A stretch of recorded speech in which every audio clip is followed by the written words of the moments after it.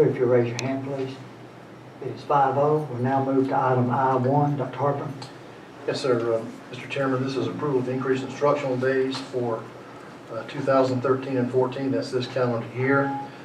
Mr. Chairman, board members, I'd like to state that my purpose for bringing this agenda item to you is to provide more instructional days. People can say that extended time is the same as instructional day. In my opinion, it is not. Also, there's a new evaluation instrument that is being given to us inside the state of Georgia. And that evaluation instrument says that 50% of the teacher's evaluation is going to depend on student growth with regard to how they score on the CRCT, as well as student learning objectives. And I think our teachers need as much support as we can provide them to be able to let them have as much time with our children as they can. Certainly also to address our financial history. We've been very prudent, we've been very conservative in the system, and I don't see anything that this agenda item would cause that would put us in financial jeopardy. Mr. Hoop and I have worked very carefully over the last 5-6 years to bring our budget in under what we said it was, and I don't anticipate any change in that. And finally, as I just now said, I'm not going to make a recommendation to you as a board that would put our school system in financial jeopardy. Thank you. You've heard the superintendent's recommendation. Do I hear a motion to approve that? I would like to make a motion to table the item. And the reason is, and I agree, I don't think the superintendent would ever put us at jeopardy, but I need a better understanding of our finances for 2015. And I do know there's some positive things coming, like the savings from the health care. I know we have 500 new students, but that money would be like a year coming. I do see a rising digest, but I would just like a better understanding. So I make that motion to table this item until we have that. You've heard the motion to table the item. Is there a second? Second. Any discussion? Excuse me, go ahead. I'm a little concerned on the issue of tabling this motion because, you know, as you know, you and I have talked about this, that this means that we're looking at making a change in October, and we're already asking people to make a change. If we table it, then for how long are we going to table this?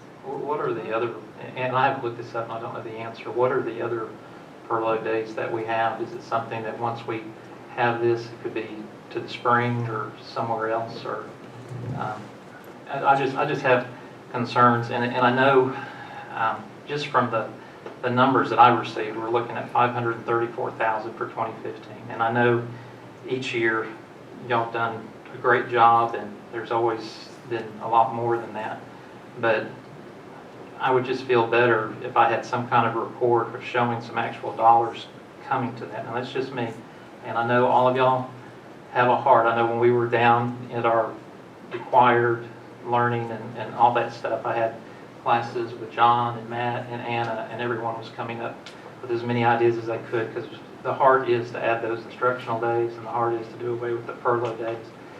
But I just can't consciously vote for this just yet. I may be convinced if I see the dollars. I just haven't seen the dollars yet.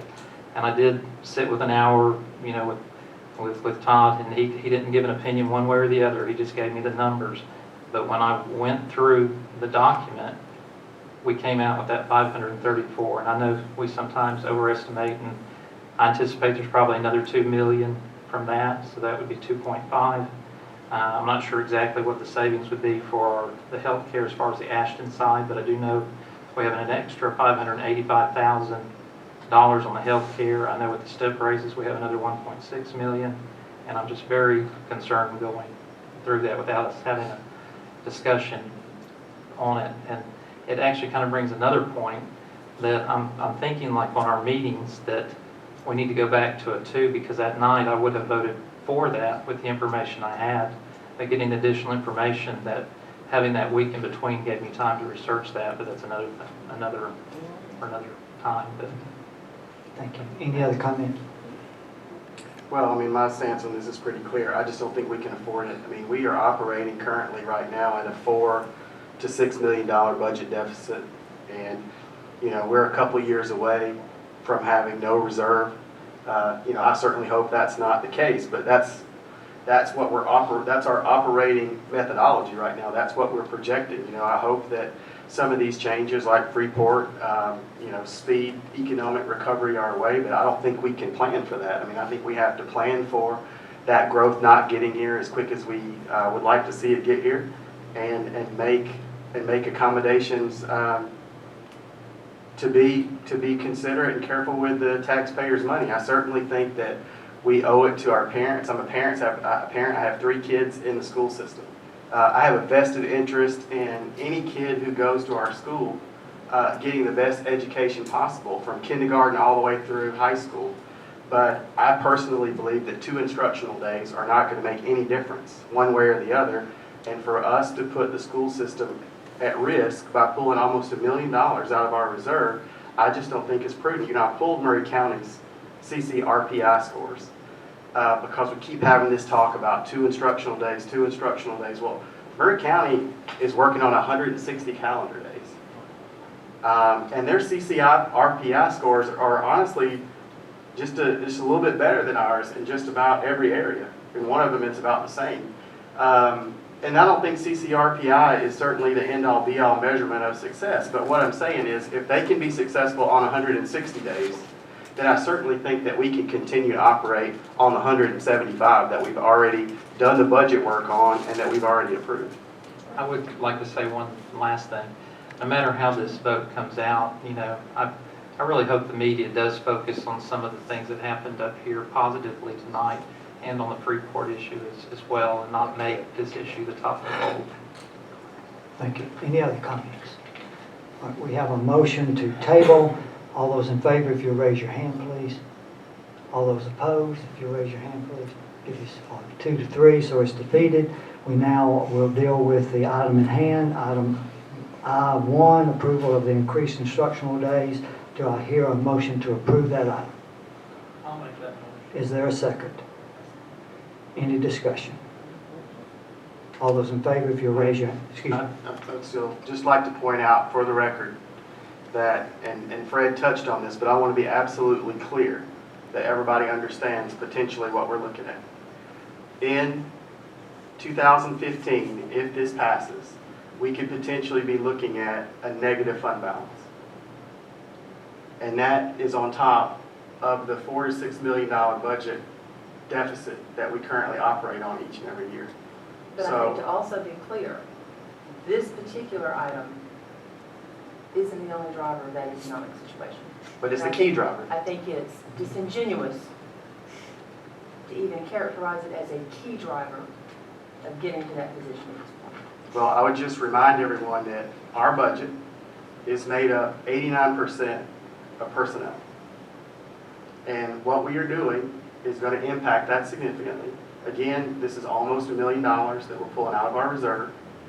And there's no other way to categorize this by this action will make Bartow County schools less financially secure if we support this, especially in 2015. I mean, we can debate instructional days and all that other stuff, but the bottom line is, at the end of the day, this vote, if we take this money out of our budget, will make us less financially secure. Everything else is speculative, but that much I know for sure. We also serve 13,000, Almost 14. almost 14,000 children at this point. And we continue to make minimal gains. I can't help but wonder how many gains we would have made had we had our children in their classroom under a full instructional year. I also can't help but wonder how it is that we continue to think it's okay to take instructional time away from our children and yet also expect a higher graduation rate and continuing to see improvements in gains. I don't think that we're asking for something reasonable where we continue to push 2 completely different agendas here. Well, just to close up, and this will be the last thing I say about it, again, I'll just point out that Murray County operates on a 160-day calendar, and in some areas are doing better than we are. That's just to point out, I think we're putting way too much emphasis on this whole instructional day debate. Secondly, we have a responsibility to the teachers also. I mean, I have kids in the school system, but we also have a responsibility to be honest and be forthright with people. And I think we're putting people's jobs at jeopardy because we take this action. Any other Are we discussion? comparing apples and apples when we compare our school system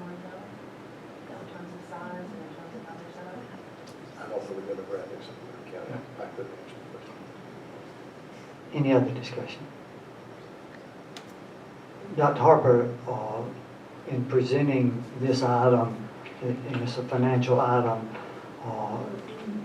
is it your feeling and with the recommendation from your staff that this is a financially sound recommendation? Yes, sir, I do. Not only to benefit academically, but is there anything in this that sends a message to you? Now, I think the past 2 or 3 years, and Ms. Defnall may correct me, that anybody that was in jeopardy of losing their position before school started, those people had a job. If I believe right, and I believe this past year we were 100% with that. Are you anticipating, is there anything that personnel and the finance office has presented to you that would dictate to you that we're going to start firing people as a result of this action? No, sir. Okay. Could I ask one question Yes, then? And just since we're asking direct questions, and so understanding correctly, so come 2015, I know there's no crystal ball, no guarantees, you're pretty confident we'll have 0 teacher cuts and 0 tax increase? What I've stated to this board prior to this agenda item is certainly looking at the College and Career Academy, I do expect some combining of some of the courses that we have at our 3 high schools in the College and Career Academy. I'm not anticipating any layoffs for Bartow County for this agenda item or the budget as we have it before you year in and year out. We have used, 5 years ago we started with a $23 million fund balance. Today we have over a $15 million fund balance. We say we're going to use $4 to $6 million of fund balance each year. We've been very conservative in how we operate our school system to be able to protect our students, protect this community. The question about the millage increase, I can't predict the future, Mr. Kittle. And I respect that, and I do want to say I do feel like y'all have done an excellent job And thank you. over the years. So I'll take that question when we get to that point next year in March or so, when we start looking at budget. We used to start planning the budget in February. We start doing that about November because of the conditions that we're under, making sure that we are very frugal in what we do. In a discussion with Mr. Hooper today, Mr. Hooper, we have to mind our dollars and cents more carefully than we ever have. I don't believe by any stretch of the imagination, Mr. Chairman, that in 2015 we will have a $550,000 fund balance.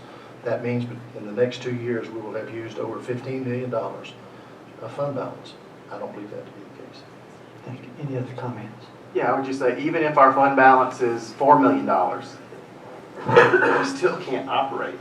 I mean, we haven't asked anybody in HR or the system to try to deal with staffing issues when we have a fund balance of less than $10 million or $5 million. So I think it's a little bit disingenuous to make that kind of statement when we haven't had that situation occur. I mean, the problem is we still can't live on what we earn. And, we're still spending more than we can bring in. And at some point, this is all going to go away, and we're going to have to make some serious, drastic cuts. And 89% of our budget is personnel, so, that's what we're left with. So you can't say we're not going to have to make staff cuts when there's no fund balance or a minimal fund balance, because that's all we're going to be left with is staff cuts. Any other discussion? All those in favor, if you raise your hand, please. All those opposed? Vote is 3-2, it passes. We'll now move to executive session. I would entertain a motion to go into executive session to deal with personnel, attorney-client, and sale of property. I make a motion to go into executive session for personnel, attorney-client, and sale of property. Is there a second? Any discussion? All those in favor, if you raise your hand, please. It is 5-0. We'll be back. Thank you.